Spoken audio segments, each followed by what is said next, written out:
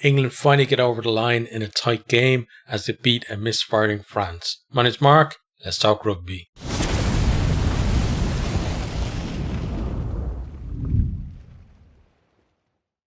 France may have been misfiring this game, but you got to give a lot of credit to England. Fantastic performance from them.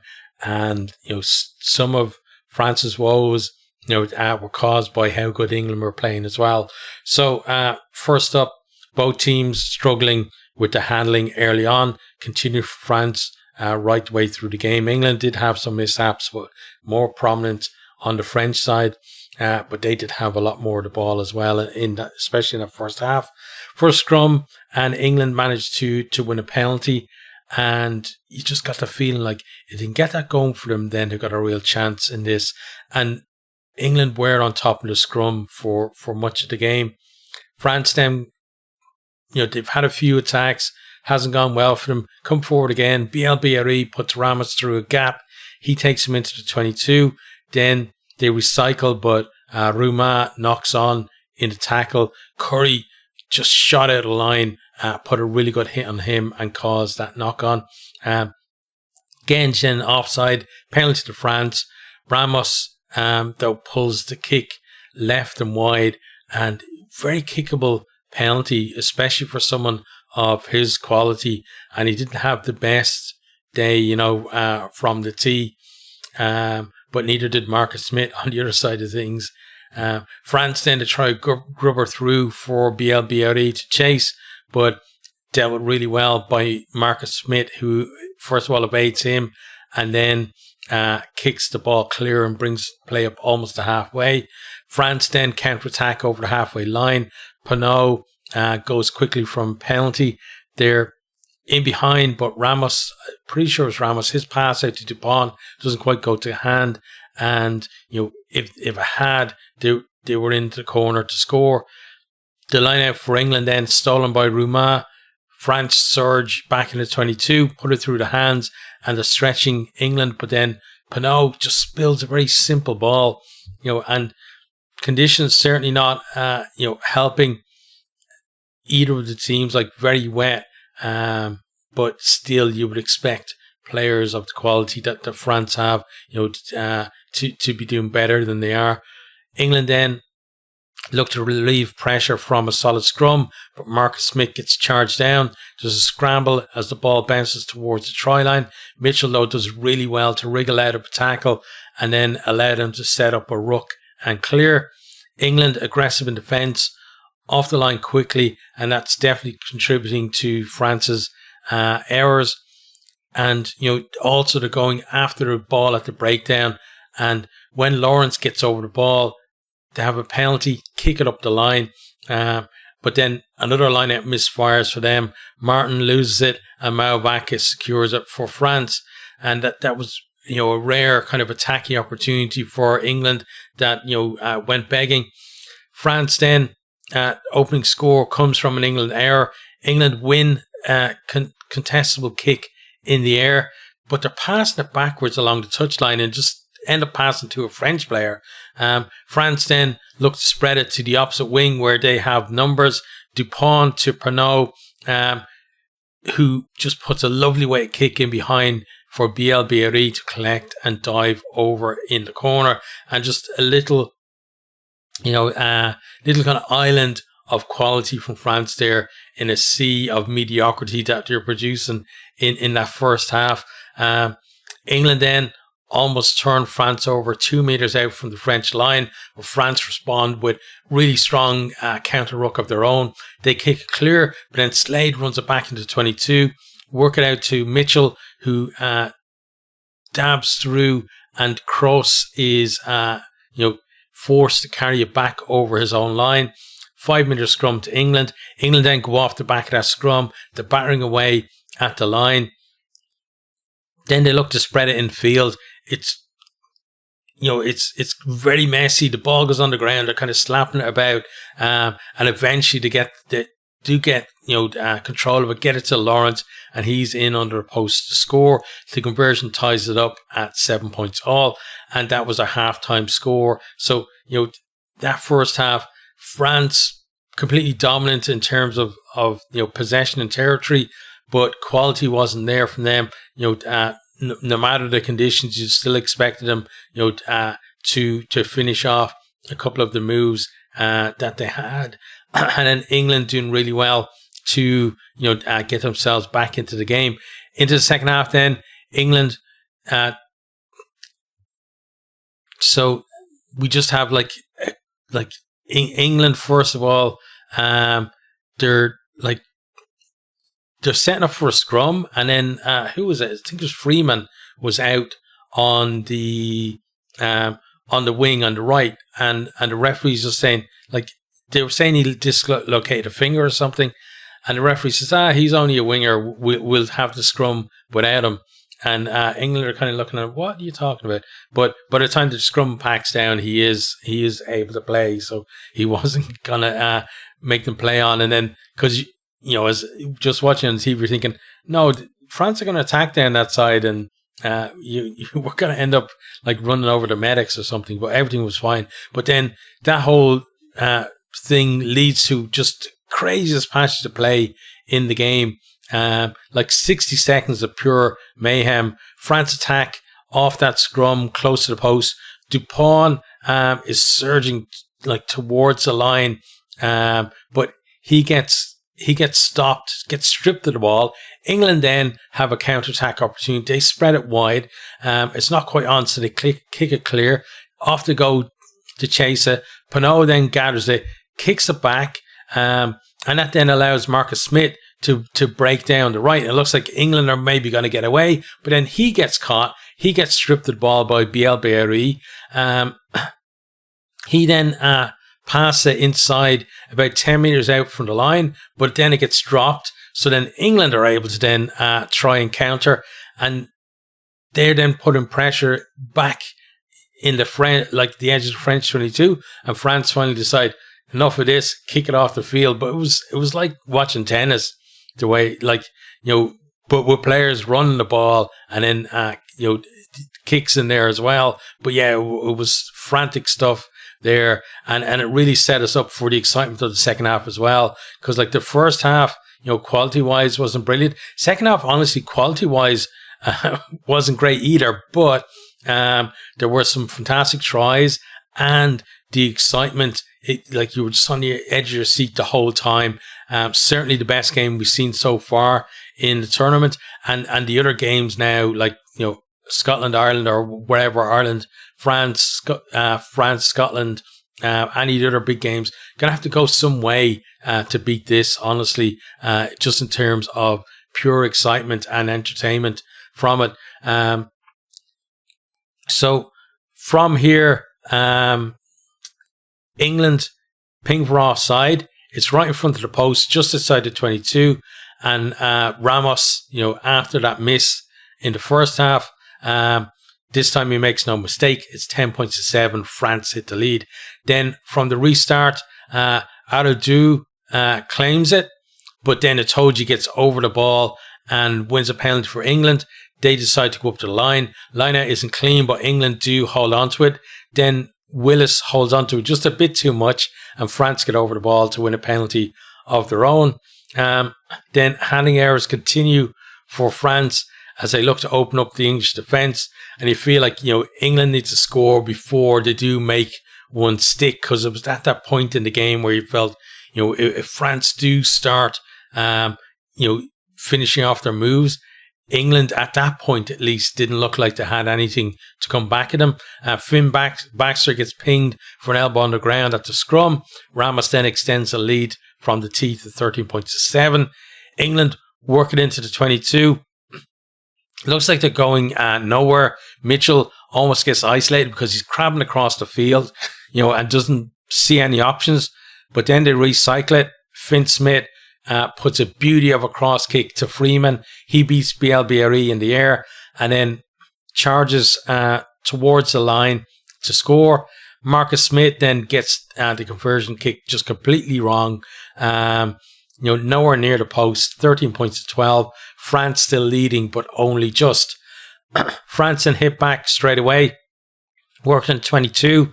Forwards carrying well, sucking in that defence. Dupont then finds BRE and he puts Pinot over in the corner to score, and you just can't stop that guy scoring tries.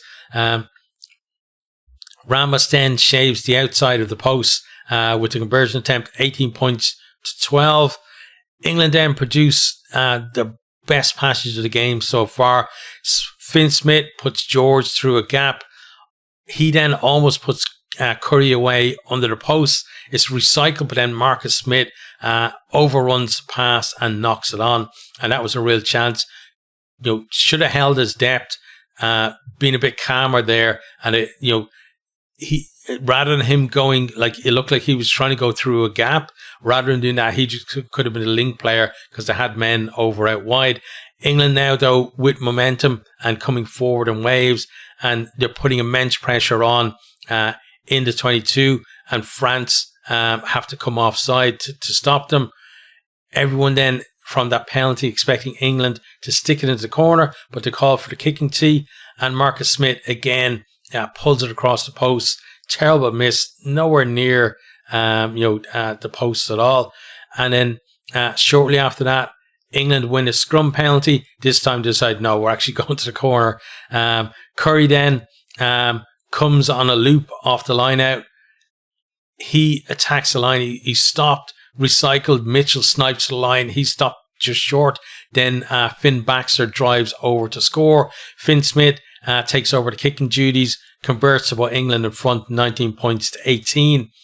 England then pressuring France closer to 22. Dupont, though, he had a very average game by his standards, but this was a real piece of quality from him. Got three England defenders in front of him, and they're looking to kind of close him down, but he cuts all of them out and finds Pinot on the wing. Pinot kicks, Slidehome comes up to try and claim it, but he knocks it on. Lagarde then snaffles up the loose ball, and that sets France then away into the 22. Pinot charging towards the line. He's got two men outside of him, but he decides he's going to go himself, and you think he's always he's blown the chance because he gets swallowed up. But France manage to recycle it to go wide. Bielberry scores in the corner, but Pinot would have a bit of a red face if they didn't get that ball back. Ramos then converts, and France back ahead, 25 points to 19. Only a few minutes left on the clock. It's ticking down, but England get over the ball. They win a penalty up the line into the 22. They go to the maul. France initially halt it. England then go again, but they're told to use it, so they decide to move it. And then Lawrence to Finn Smith, and then he puts Daly over to score under the post. Finn Smith, he's trying to use up the entire shot clock, but he's worried about almost certainly worried about being infamous for running out of time with the winning kick of the game, right? Because it was so close between the two clocks, like the game clock and the shot clock. So he decides to just make sure of it, converts for 26 points to 25. About 5 seconds left in the game at that stage, so we will restart. England managed to secure that restart, get it off the field. 26-25 is the full-time score. Fantastic game and a great win for England. So we're going to have a look at the stats, and then we'll talk briefly about each of the teams. So let me pull the stats up here now on the Six Nations website here. Where are we? Stats, please. There we are. Okay. Right. So starting with possession. So possession was 50-50. But, they don't break it down by half, but I can guarantee you it was near 60% to France in the first half, and the same the other way, for England in the second half. Territory then, England 47%, France 53%. And again, France, that would have been more in France's favour in that first half. On attack then, attacking minutes, England 16.3, France 17.8. So France more attacking minutes, but too many errors and just a lack of composure as well. And even when they were getting their scores, they never really got themselves in a position where they had a chance then to go, 2 scores ahead and put a bit of daylight between them. So, having more attacking minutes than England, but still couldn't get over, and finish off so many moves that they created. Tries scored, 4 for England, so bonus point winner for them. And then 3 for France. They do get a losing bonus point, but that's not what they would have been targeting coming into this game. Carries then 95 for England and 135 for France. Meters carried, 700 meters for England, and then 952 for France. So, just looking at that, England obviously round about 7 meters per carry on the back of that. Yeah, like almost 100 carries for 700 meters. And France then slightly over 7 meters for them. So pretty close in carry, meters per carry there. Meters gained then, England with 476 and France with 606. Line breaks, 8 for England, 9 for France. So 9 line breaks, and they struggled to score tries. And then defenders beaten, 30 for England, 24 for France. So France, the more efficient in terms of converting defenders beaten into line breaks, but still, again, didn't really help them. Total passes, 115 to 148. Offloads, 5 for England, 9 for France.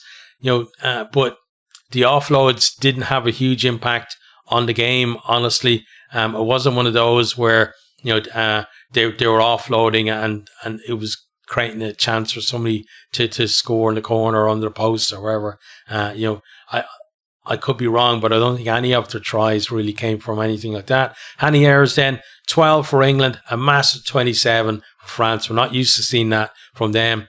And yes, you can blame the conditions, but then you have to ask, why did England only have 12 handling errors when they had 50% of the ball? So obviously partly to blame in terms of the conditions, but it wasn't just that. Turnovers conceded then, 10 for England, a massive 19 for France. Again, not a brilliant performance from them. On to kicking then. England kicks and plays, 46. That's just a massive number. Like France with 37 is, the most of, like, other than England so far, at least, most of any team in the tournament other than England. And England had 38 kicks against Ireland. So England even going up further against France in this one. Meters kicked then, 1,172 for England and 1,209 for France. So talked about in the preview of this game how France were kicking on average about 10 meters longer than England, because England were putting up, trying to put up contestable box kicks and stuff like that, whereas France were kicking for distance and for territory. And kind of eyeballing it there, it's probably a little bit closer, but still France are getting further from the kicks. There's no doubt about that. Less kicks and more meters. Then no 50-22s. They haven't put up the stats between long kicks and short tackle kicks, but I would expect that long kicks are probably similar, with France maybe shading it a little bit, but then England, the majority of their extra kicks that they have over France, those extra 9 would be short tactical kicks. I can almost guarantee that the long kicks would be, again, very close together, maybe 2 or 3 kicks between them, but probably skewed towards France, and then the short tactical kicks will be massively skewed towards England. That would be my guess, but we'll have to see. But we will do stats anyway during the week. So next then, onto defence.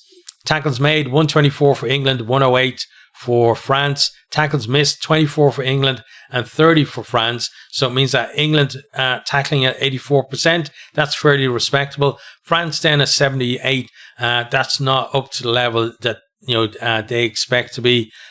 Sean Edwards definitely won't be happy with the defensive display in this game, and especially when you think in the first round. They were 90 something in their tackle percentage. So big drop off for them. No interceptions from either team. On to discipline then. England with just 6 penalties conceded. France were 8. 8 is decent, but again, on the penalty count, you always want to be the team that has the lower penalty count. Free kicks conceded then.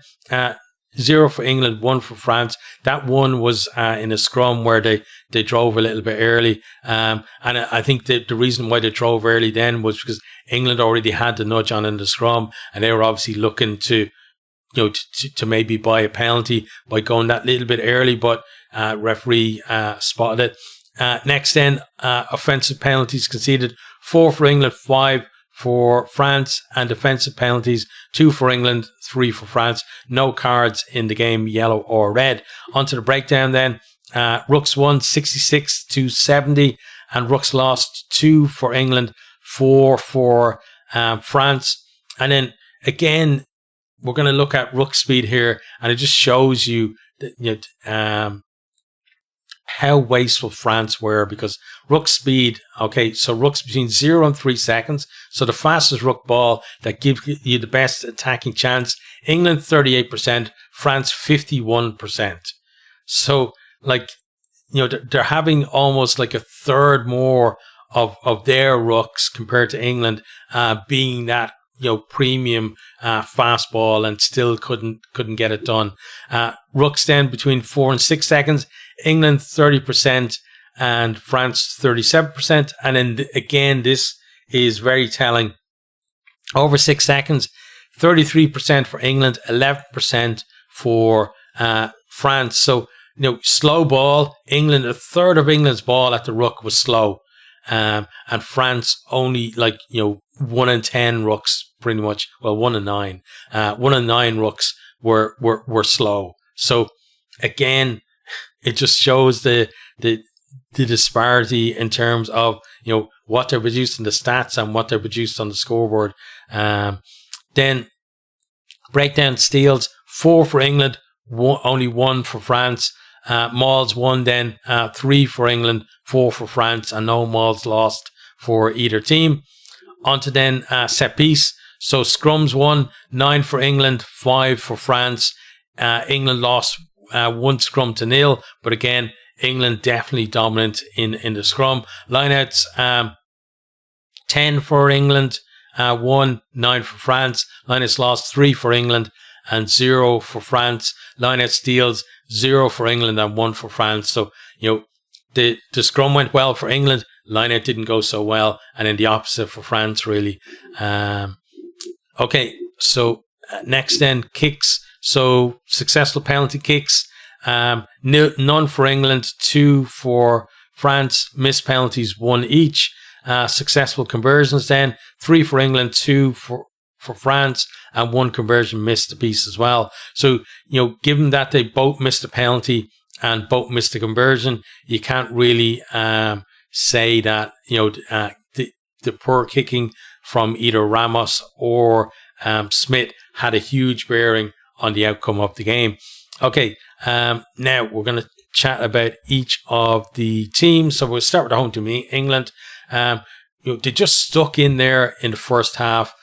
France blew a number of chances, England biding their time, and then England took their chances when they came. Far more, clinical than France were.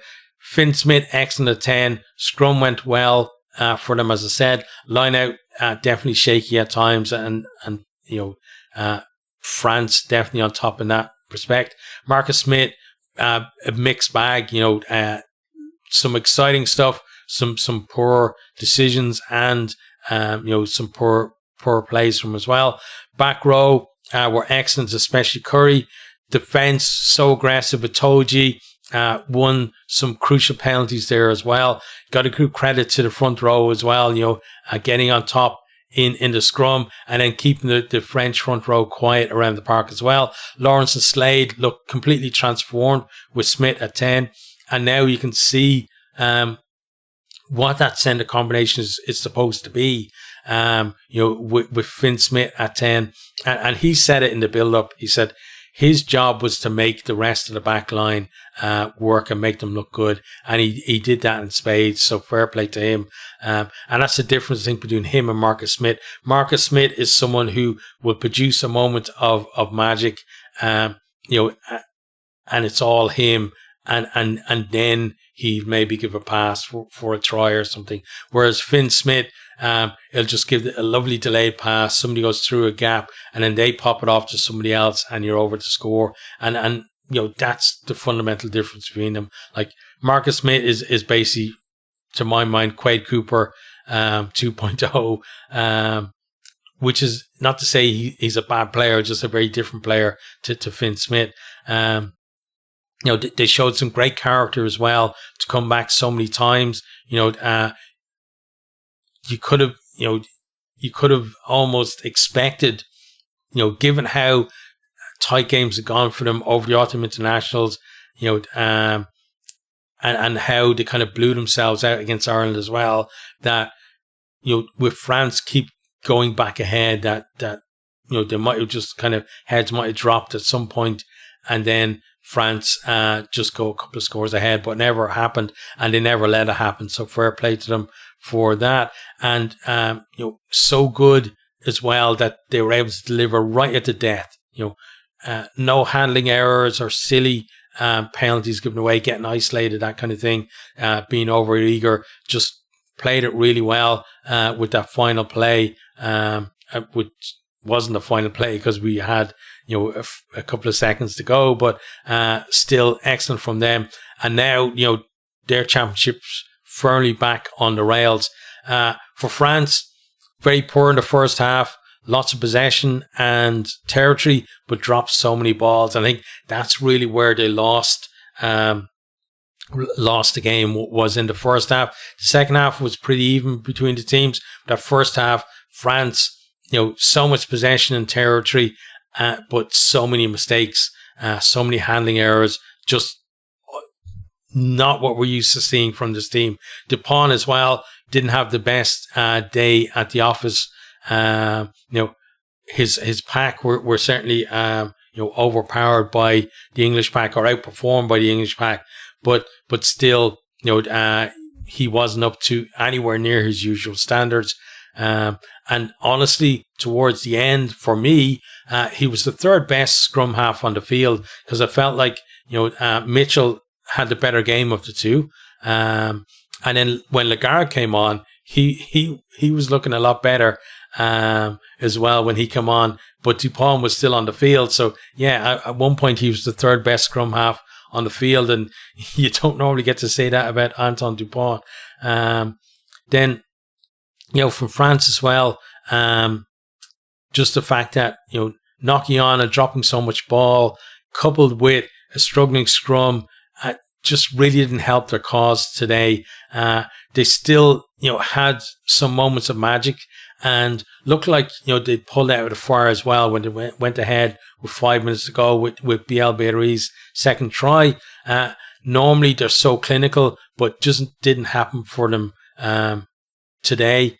And, they're not out of the reckoning for the title, but the Grand Slam is gone now. And obviously that's going to, obviously be deflating for them. They're going to now have to, get themselves kind of back on track and, make sure that they can't, now the thing is, they can't afford another slip up, because it already feels like this title is going to be very tight between the four teams that we think are going to be, in there contesting for it. So they've had their one slip now. They can't afford, for another one, which means that game in Dublin in round 4 is a must win, and the game, the last game in Paris against Scotland is a must win as well. So, kind of more pressure on them than maybe they would have expected at this point. But that's the end of this one. So let me know what you think down in the comments.